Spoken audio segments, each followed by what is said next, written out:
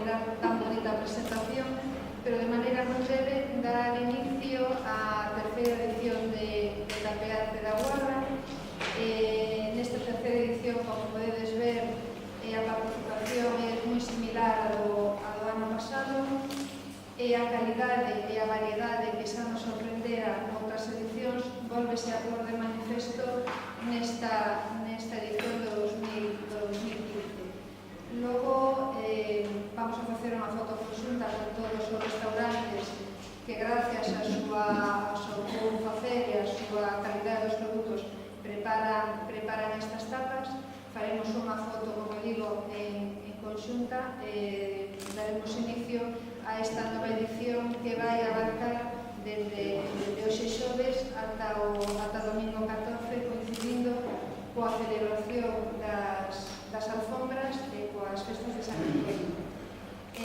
Conxugamos e pretendemos conxugar con Tapearte a dúas cousas: o tapeo, a importancia, resaltar e destacar a importancia da restauración guardesa, que traballa, como é sabido por todos, cun altísimo nivel de calidade, e o arte vendado pola festividade das alfombras e polo traballo que durante máis de 30 anos veñen realizando de maneira voluntaria e impagable multitude de persoas e veciños e veciñas, pero sobre todo mulleres da nosa localidade, que traballan durante moitos días cunha dedicación, como xa digo, impagable na elaboración e confección das alfombras que lucirán a nosa vila o próximo domingo.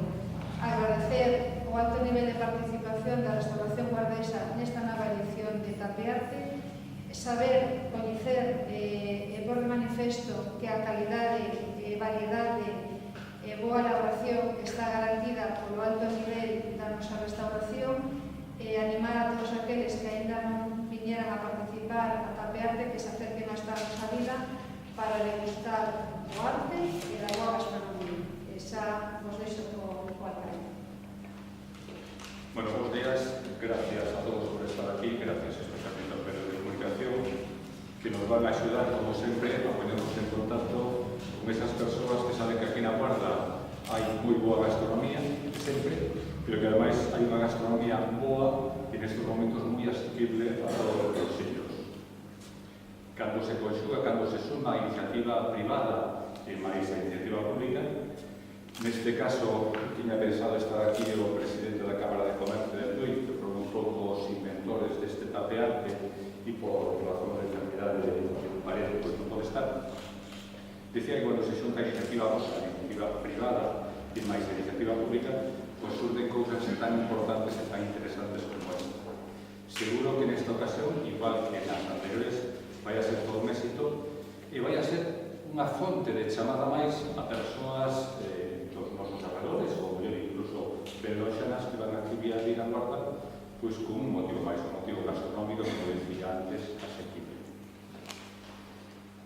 Que sería da Guarda sin a súa gastronomía, non? É dicir, somos coñecidos por Tecla, por Esteiro, por as alfombras que vamos a hacer estes días, e somos coñecidos por nosa gastronomía. Por tanto, agradecemos, como sempre, a vosa colaboración. E quero poñer de manifesto tamén, que quero poñer en valor o traballo que se leva feito desde a Consellería de Turismo nestes 8 últimos anos. Porque cando xurden algunha voz crítica, pois eu creo que hai que decir as verdades para que todo o mundo comprobe e vexa canto hai de verdade e canto hai de mentira en determinadas cousas que se digan. Eu creo que no campo do turismo, nestes últimos 8 anos, se teñen feito moitas cousas por Guarda. E moitas cousas en beneficio tamén da gastronomía da Guarda e do turismo guardés. Outra cousa é que teñamos máis ou menos acerto e que nos efecto chamada chegue a máis ou menos sitios. Pero quero recordar que cando chegamos ao Concello non había praias con bandeiras azul, había o verado de perderas e agora temos dúas praias con bandeiras azul.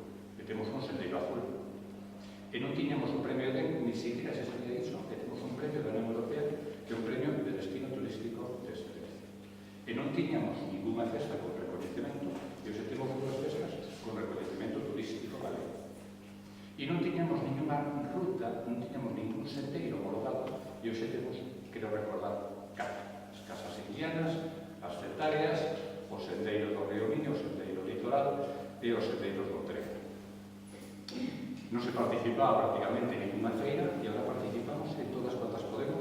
E digo podemos porque algunas a veces non vamos porque ao mellor simplemente non podemos, porque hemos estado en Fitur, temos estado en Espourense, temos estado ali donde nos ten sido posible. Temos amparado, temos organizado eventos como estos sempre que se nos ten demandado. E, por tanto, eu creo que dende turismo se ten feito moitas cousas. De turismo e dende outras cousas. Porque, por exemplo, non había festa das tradicións mariñeiras e hai festa das tradicións mariñeiras. Non tiñamos Museo do Monte, pero tiñamos un acopio de materiales do Museo do Monte que hoxe temos. Cando chegamos había unha atalaya, pero non había Museo do Monte, e hoxe temos un Museo do Mar. Que é certo que requiere unha intervención a cargo por parte de Portos de Galicia porque é a parte máis deprimida que temos nosotros. En definitiva, eu creo que se fixeron un conxunto de accións moi importantes de cara a facer ese efecto de chamada do turismo, sempre, iso sí, con competencia de outros lugares que seguramente non teñen o mellor tantos intereses como os pudimos ter, pero mellor teñen máis medios económicos e máis medios para comunicar e para facerse chegar para o público. En todo caso, quero destacar a labor da Conselleira de Turismo e do seu equipo. Por aí está Rosalía e os becarios que han traballado con nos ao longo deste tempo, porque eu creo que é un traballo digno de valorar e digno de ter en conta e ojalá que teña a responsabilidade de cultura, que non sei se será a mesma Monsa ou se é outra persona, pois siga facendo cousas en favor do turismo e, por tanto, en favor do crecemento deste povo.